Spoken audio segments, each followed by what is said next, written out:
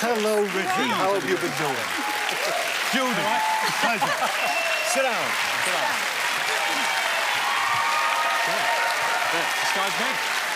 Well, I'm so happy to be here with you. We're very glad that you came. Are you? And you've brought a very delightful and delectable young lady into the green room. Yes, Jill Vandenberg. Is this going to be marriage number 5? She's my nanny. She's...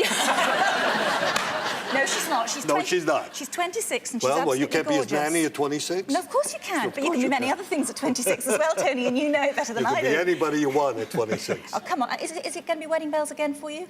I don't know. Oh, right. Fair enough. She has got a large ring on her engagement finger, but... She does? She does, and you don't know about it? I don't. Oh, blimey. This is the handoff. Listen, you've always, how can I put this? You've always loved women. I certainly have. A lot of women. And you have said in your autobiography that you did genuinely think that there was this clause in the contract that you had to go to bed with all... Well, I thought in those tiny little words it said I was entitled to have an affair with any of my leading ladies. The only one I didn't want to do it with was Jack Lemmon. Absolutely. But no, I'm being facetious now. I don't know, you know, making movies is such an intimate experience. Yeah. You know, and there you are in each other's arms. What are you going to talk about? The ball game?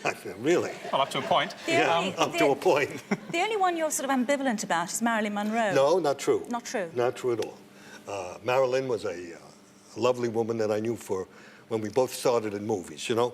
And Marilyn's personal problems were so overwhelming that it made it difficult for her to, how do you say, wear the coat of the profession.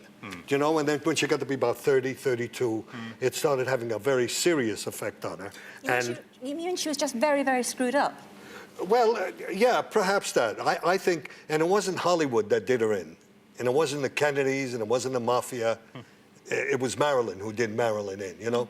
She was so precariously balanced as a person that she couldn't survive the pressure and the tensions of that work. That's a very kind judgment, but you've also said that on set, when you were doing Some Like It Hot, she was, to quote you, a pain in the ass. I mean, well, really excuse me. When you're working on the set, here the three of us are. Yeah. If one is a little obstreperous or nervous about something, it permeates to everybody, you know?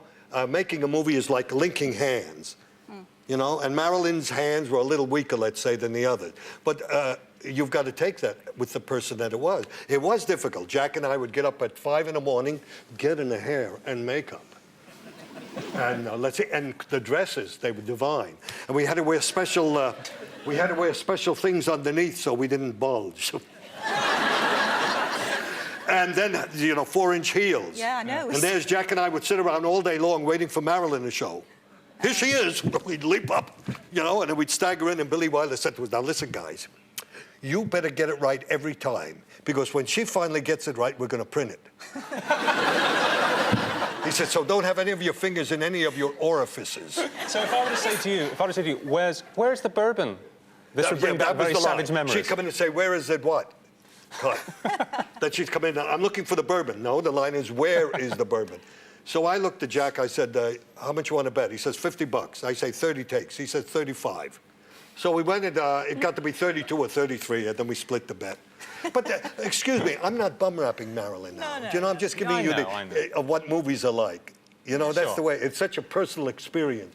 Movies are not an out-of-space internet relationship. You know, it's very personal. We understand. And so that's enough about Marilyn. No, do your Cary Grant impersonation. Hello, my darling. That's it. That's the one. I do that always.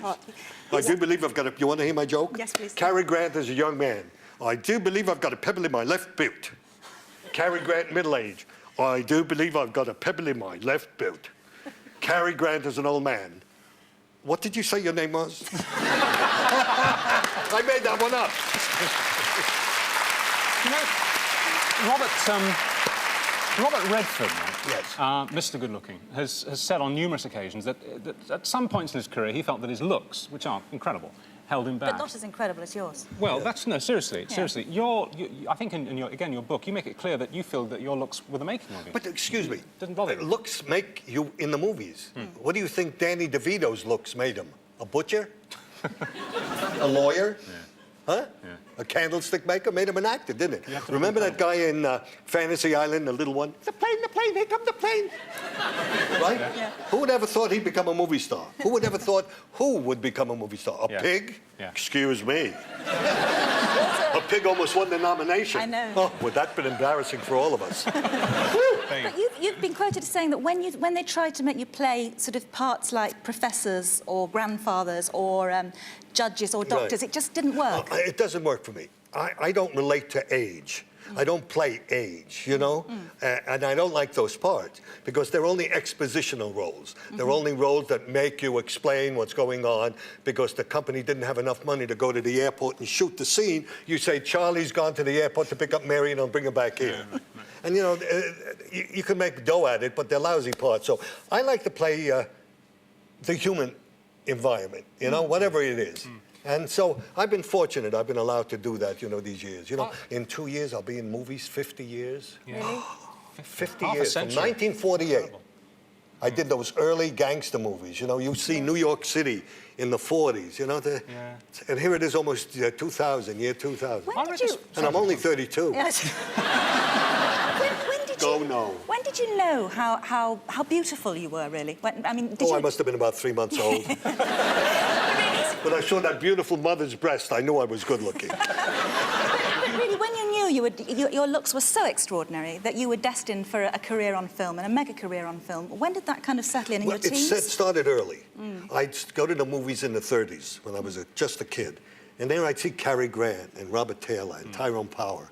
And I kind of looked like their looks. And I thought maybe my looks were somewhat equal to that or something like that, you know? So I would watch these guys on the movies. That's where I learned about life.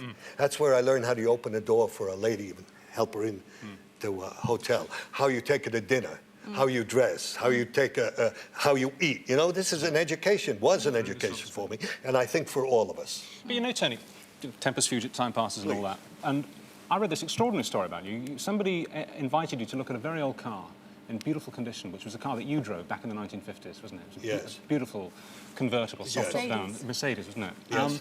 And when you got in it, what happened when you looked? What was going through your mind when you looked into the mirror? When I looked at the rear view mirror, may I tell you a story which will explain this? To me, it makes a lot of sense. When I got to California in 1948, You've got 1 minute, Tony, I'll tell you now. Go on. I rented a small little house with a swimming pool. I was out the studio, took an acting lesson, horseback riding, came back, jumped in a pool. It was freezing and dirty. I got out of there, took a shower, got dressed, and came here. That's how quick the 48 years went. Yeah.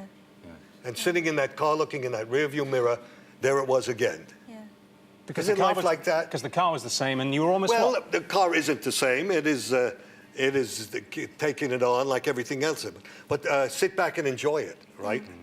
Judy, you're wonderful. You're getting mixed up. That's not No, excuse me. Jack I'm sorry. That's No, Judy. Yes, tell me everything. Just tell us about this model. 'cause This we've is been called the looking Chevalier the Order of Arts and Letters, Yeah. given to me by the French government last year, the Minister of Culture, for my films and for my painting.